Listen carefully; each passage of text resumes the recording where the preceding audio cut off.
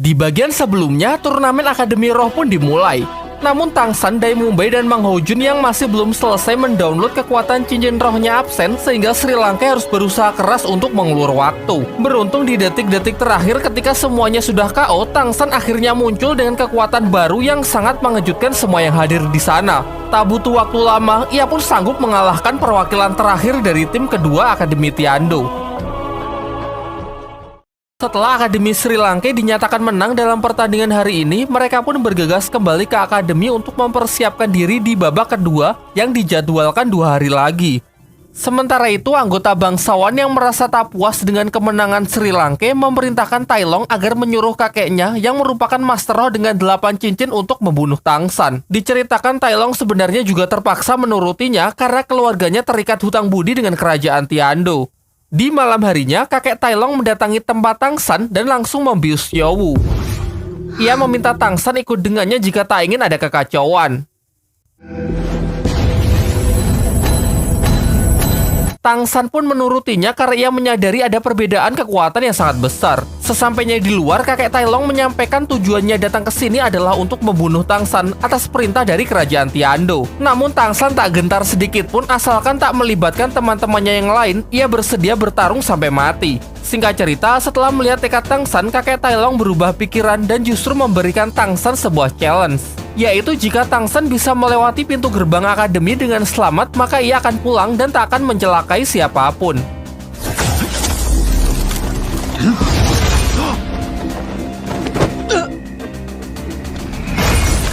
Sayangnya kakek Tai Long dengan mudah bisa menghalau gerakan Tang San cukup dengan aura roh pelindungnya saja.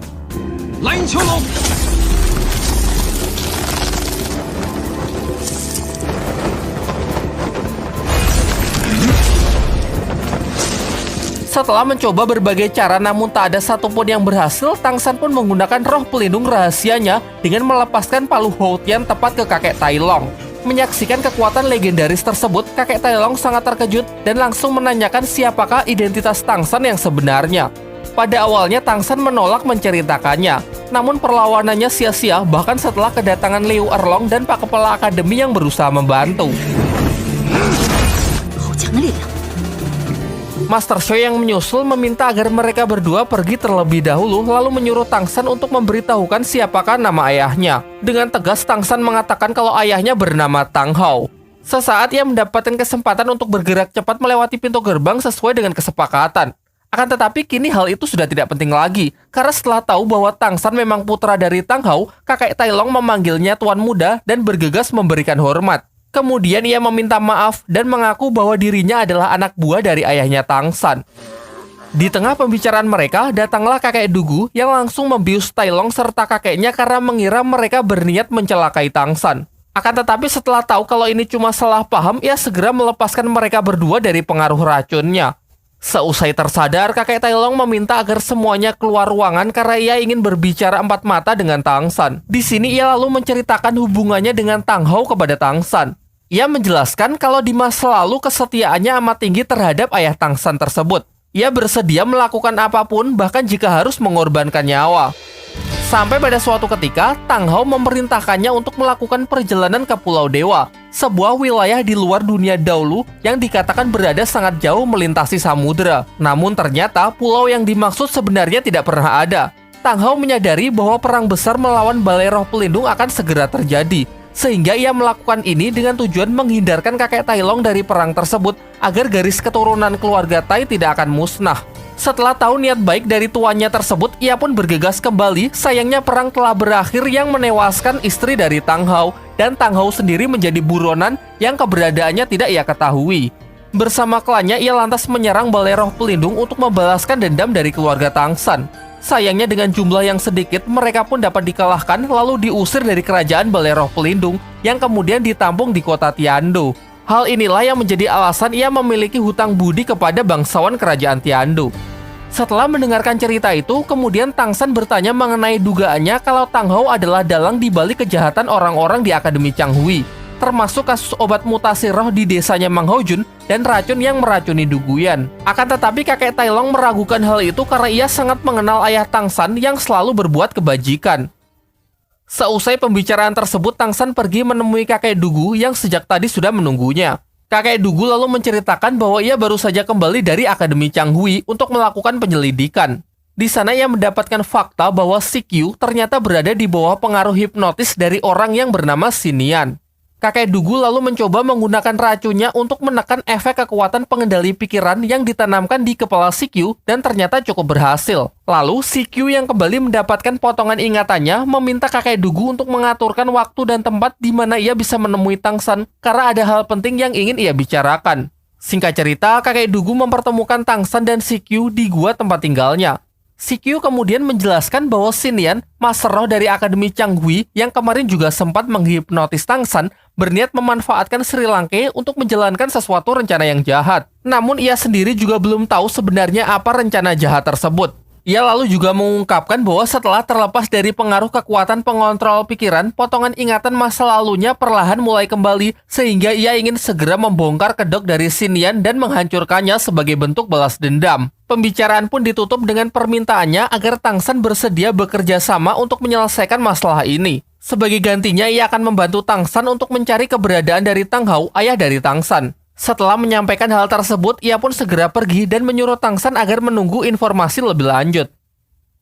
Keesokan harinya, karena merasa gabut hari ini tidak ada jadwal pertandingan untuk tim Sri Lanka, Master Xiao mengajak Tangsan pergi ke arena turnamen untuk menyaksikan pertandingan tim dari Akademi Changhui melawan tim kedua dari Akademi Tiando.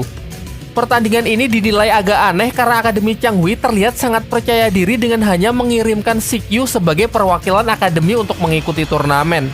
Aturan pertandingan kali ini masih sama dengan yang kemarin, yakni kedua tim diharuskan mengirim perwakilannya masuk ke arena untuk buy one sampai salah satu tim kehabisan anggota. Jelas setelah menelan kekalahannya kemarin melawan tim Sri Lanka, Tai Long pun tak akan menahan diri lagi mengingat babak kedua ini menjadi kesempatan terakhir timnya agar tidak gugur. Di jajaran para penonton, Master Xiao mengajak Tangsan untuk menganalisis kekuatan roh pelindung dari Sikyu karena Akademi Changhui nantinya juga akan berhadapan melawan tim Sri Lanka.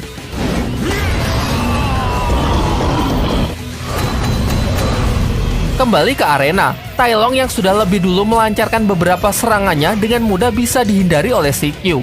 Namun sejauh ini Sikyu hanya bertahan dan sama sekali belum menunjukkan wujud dari kekuatan roh pelindungnya.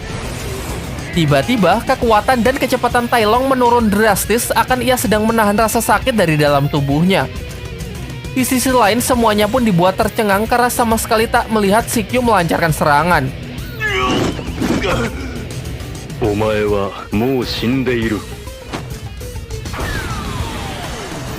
Dengan sekali hempasan gelombang udara, Tai Long pun dilempar keluar arena sehingga Akademi Changhui lah yang dinyatakan sebagai pemenang.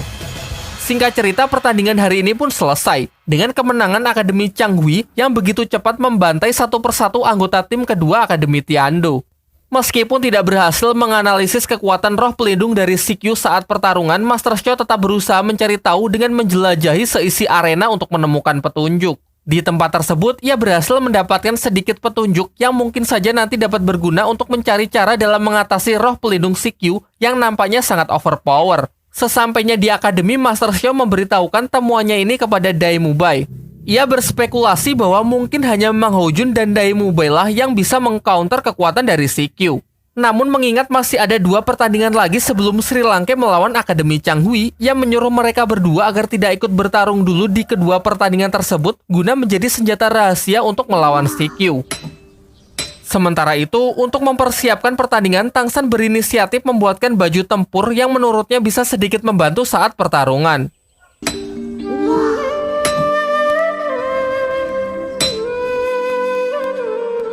Singkat cerita, tibalah waktunya tim Akademi Sri Lanka kembali maju untuk bertanding. Diperlihatkan skin baru buatan Tangsan yang semakin memperjelas kekompakan mereka sebagai sebuah tim yang solid.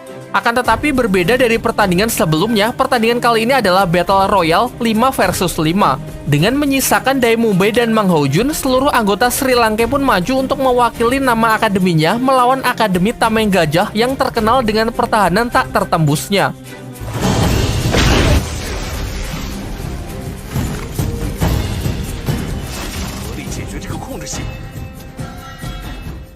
Lanjut ke bagian 10.